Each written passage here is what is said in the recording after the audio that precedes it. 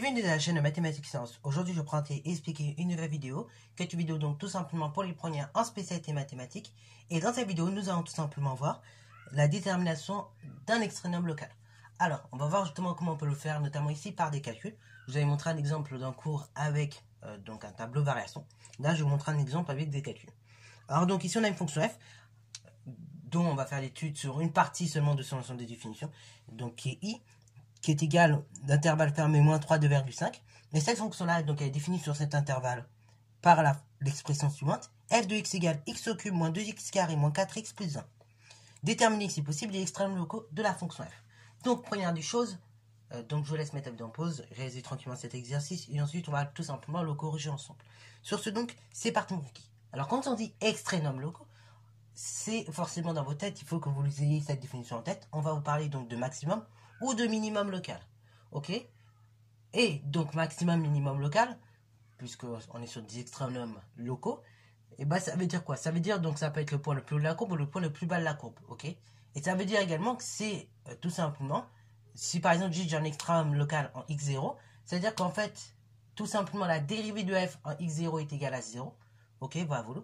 Et deuxième des choses, ce x0 n'est pas aux bornes de l'intervalle d'étude. Par exemple, ici, l'intervalle d'étude, du coup, c'est moins 3, 2,5. Il ne faut pas que, du coup, la valeur x0 trouvée soit moins 3 ou soit 2,5. Ok? Voilà. Donc, en fait, ce dont je vais faire pour déterminer la présence d'un extrénum local, dans le cas de ces fonctions, qu'est-ce que je vais faire? Je vais d'abord dériver ma fonction f. Et une fois que j'ai dérivé ma fonction f, je vais donc trouver les racines de mon trinôme, donc qui correspondra à celui de la dérivée. Et donc, comme ça, je vais chercher les racines. Et une fois que j'ai trouvé les racines x1, x2, donc, je vais faire le tableau de signe, le tableau variation. Et de là, à l'aide du tableau variation, je détermine si ou pas il y a la présence d'un extrême local. Finalement, cette détermination d'extrême local, ça va être un peu comme dans la vidéo cours avec le tableau variation. Mais avant, il faudra faire toute une démarche. Alors, du coup, ici, on va dériver tranquillement notre fonction. Donc, alors je vais la copier, c'est f de x égale x au cube moins 2x carré moins 4x plus 1. Donc là, ce qu'on peut dire sur cette fonction, donc là, je vais dire à l'oral, mais vous pourrez le noter si vous voulez, pour vous aider. Donc, on peut dire que cette fonction, donc c'est une somme de polynômes, de fonctions, qui sont dérivables sur i. Donc, l'ensemble est la fonction est elle-même dérivable sur i. Ok? Donc, je répète, la fonction f est la somme de fonctions définies et dérivables sur i. Ok? Bah, x au cube moins 2x carré moins 4x plus 1, bah, c'est tout ça, toutes ces fonctions-là, elles sont définies et dérivable sur cet intervalle i. Donc, la somme, la fonction f, est elle-même définie et dérivable sur cet intervalle i. Et donc, f' de x égale la chose suivante, la dérivée de x au cube, donc 3x carré de façon directe, moins la dérivée de 2x carré, donc c'est-à-dire moins 2 fois la dérivée de x au carré, donc 2x, moins 4 fois, moins 4x, donc 4 fois la dérivée de x, c'est-à-dire 4 directement, puisque la dérivée de x c'est 1, et donc 4 fois 1, 4. Et après, plus la dérivée de 1 qui fait 0. Ça fait f' de x égale 3x carré moins 4x moins 4. On en arrive là. Donc maintenant, deuxième étape, qu'est-ce que je fais? On va tout simplement étudier le signe de la dérivée. Donc, on étudie le signe de la dérivée f' de x. Ok, de f' de x, la dérivée. Pour ce faire, donc, on va chercher pour cela les racines. Donc, cela revient à résoudre f' de x égale 0 équivaut à 3x carré moins 4x moins 4 égale 0. Et donc là, comme on est dans ce genre de cas, on est sur un polynôme de degré 2, équation de degré 2. Là, bah, vous connaissez, on va faire delta et compagnie. Donc, du coup, là, on est sur un polynôme de degré 2. Comment je procède pour trouver les racines? J'utilise delta, le discriminant, qui est égal à b carré moins 4ac. Là, pareil, si vous avez des petites difficultés sur ces choses-là, étudier ici un polynôme du second degré, je vous rappelle qu'il y a une vidéo qui a été faite, donc avec la playlist fonction polynomiale du second degré, c'est la deuxième playlist en mathématiques pour les premières générales. Et donc, vous regardez un petit peu dans cette playlist, normalement, c'est dans les toutes dernières vidéos. Il y a une vidéo qui s'intitule étudier les signes d'un trinôme ou d'un polynôme, ou d'une fonction polynôme du second degré. Et comme ça, bon, moi, je vous explique un peu plus dans le détail les choses. Donc là, du coup, b carré moins 4ac, hein, je calcule le discriminant. Donc, du coup, la valeur de b, c'est moins 4. Donc, ce sera moins 4 que je lève au carré. Moins 4 fois la valeur de a. Donc, fois la valeur 3, fois la valeur de c, moins 3, moins 4, attention. Ça fait delta égale la chose suivante. Moins 4 au carré, ça fait 16, hein, puisque c'est moins 4 fois moins 4. Après, plus par plus, plus. 4 fois 3, donc on est sur du 12. Multiplie par 4, du coup, ça fait 48. Ça fait delta égale la chose suivante. 64. Donc, directement, je peux en déduire la racine carrée delta. Racine carrée delta égale racine carrée de 64. Racine carrée de 64, 64 c'est un nombre parfait. Ok, c'est un carré parfait, donc ça fait 8. Maintenant, si je n'ai pas fini, je détermine tranquillement mes racines x1, x2. Donc, x1 c'est moins b moins racine de delta sur 2a. C'est-à-dire c'est l'opposé de b. Donc b il va aller moins 4. Du coup, son opposé c'est 4. Moins la racine de delta, donc moins 8. Sur 2 fois la valeur de a, donc 2 fois 3. Ce qui fait 4 moins 8, moins 4, sur 2 fois 3, 6. Ce qui fait donc, en simplifiant, moins 2 tiers. Pour le second, la seconde racine. Cette fois-ci, c'est moins b toujours. Cette fois-ci, plus racine de delta sur 2a. Ce qui se fait, dans ce cas précis, 4 plus 8 sur 2 fois 3. 4 plus 8, 12. Sur 2 fois 3, 6. 12 divisé par 6, 2. Donc là, j'ai les deux racines du trinôme. Je peux éventuellement les encadrer. Je ne suis pas obligé, mais c'est bien de les encadrer si on veut. Donc là, j'ai les deux racines du trinôme.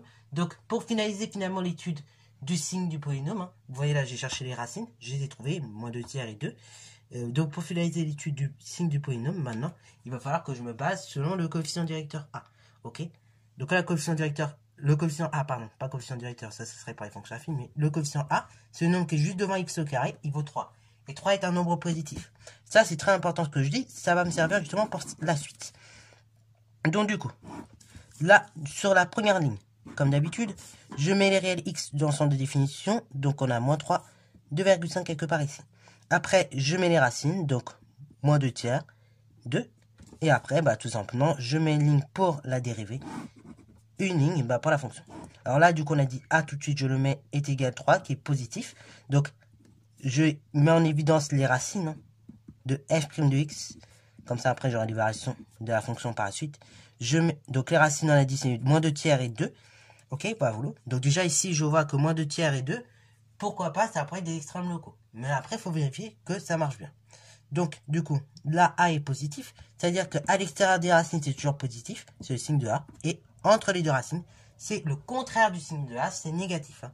Donc, A étant positif, à l'extérieur des racines, positif, signe de A. Et entre les deux racines, c'est négatif, c'est le contraire du signe de A. Ce qui se traduit en termes de variation par une fonction qui croît, de moins 3 jusqu'à moins 2 tiers. Puis une fonction décroissante de moins 2 tiers jusqu'à 2, hein, puisque dérivée négative, donc fonction strictement décroissante. Dérivée positive, donc de 2 jusqu'à 2,5, fonction croissante. Ok. Alors maintenant, dernière étape, consiste à indiquer les valeurs. Alors là, pour le coup, je vais toutes les indiquer, parce que là, moins 3, moins 2 tiers, 2, 2,5, ces 4 valeurs-là sont dans l'ensemble des définitions, et là, pour le coup, on peut les calculer de façon directe. Donc là, de façon directe, ici, ici, ici, ici, en fait, ça revient à calculer les images de tous les nombres en haut. Donc, moins 3, moins 2 tiers, 2, 2,5. Donc, je vais le faire de façon très rapide et je vous donne les valeurs. Alors, voilà donc les résultats obtenus. Hein. Donc là, c'est pour ça que je vous dis, c'est très important qu'on les calcule parce que sinon, ça va être difficile de résoudre la suite de l'exercice. Donc, le but, c'était, je rappelle, déterminer les extrénomes locaux. Donc là, du coup, ça veut dire déterminer maximum, minimum. Là, ici, quand j'observe, la petite valeur de f de x pour x compris entre moins 3 et 2,5, c'est moins 32. Or, moins 32, ça correspond à f de moins 3. Et f est justement moins 3, il est au bord de l'intervalle. Donc, celui-là, certes, il a mis un minimum à moins 3, mais on ne va pas le prendre. En revanche, donc là, toujours sur moins 3 et 2,5, on va regarder maintenant le maximum, donc le plus grand des nombres entre moins 32, 67 sur 27, moins 7 et moins 5,875. Donc là, du coup, clairement, vous voyez, hein, c'est 67 sur 27, le plus grand, ok. D'ailleurs, pour remarque, c'est le seul qui est positif dans ce cas précis, dans le cas où on étudie. Or, 67 sur 27, c'est l'image de moins 2 tiers, ok, par la fonction f. Et là, ici, moins 2 tiers, si vous regardez moins 2 tiers, il n'est pas au bord de l'intervalle, ok. Donc, du coup, ça fait qu'on peut dire que la fonction f admet un maximum local sur i, donc i allant de moins 3 à 2,5.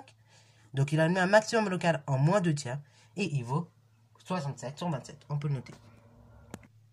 Et voilà, donc là encore une fois, avant de terminer sur cette vidéo, là c'est pour ça que je reviens encore sur cette petite chose, il faut bien faire attention à la notion d'extrénome local. Vous voyez, là j'ai dit qu'il y a un extrême local en moins 2 tiers, pour une simple et bonne raison. Donc je disais, attention aussi, là, une autre manière de justifier pourquoi on a bien un extrême local en moins 2 tiers, c'est qu'également, au niveau de la dérivée, donc si je regarde juste sur cette ligne-là, là, la dérivée, vous voyez, elle s'annule. Et en plus, elle change de signe en moins 2 tiers. Ok, c'est-à-dire qu'avant moins 2 tiers, la dérivée est positive. Et après 2 tiers, la dérivée est négative. Donc en fait, même en regardant juste le tableau comme ça de signes, on aurait pu se douter qu'on avait tout simplement la présence de cet extrême local en moins 2 tiers. Mais en revanche, bah là du coup, on aurait pu dire ici un extrême local. Mais si vous regardez bien, sur l'intervalle d'étude, bah, c'est pas la plus petite valeur de f. Donc c'est pour ça qu'il faut quand même faire le tableau de variation. Voilà. Mais là, si je regarde au niveau de la dérivée, ça confirme encore une fois la présence de ce fameux extrême local en moins 2 tiers. Voilà, donc sur ce, c'est la fin de cette vidéo. J'espère qu'elle t'a plu. Si c'est le cas, n'hésitez pas à la liker, commenter et bonne à toi en mathématiques et en sciences.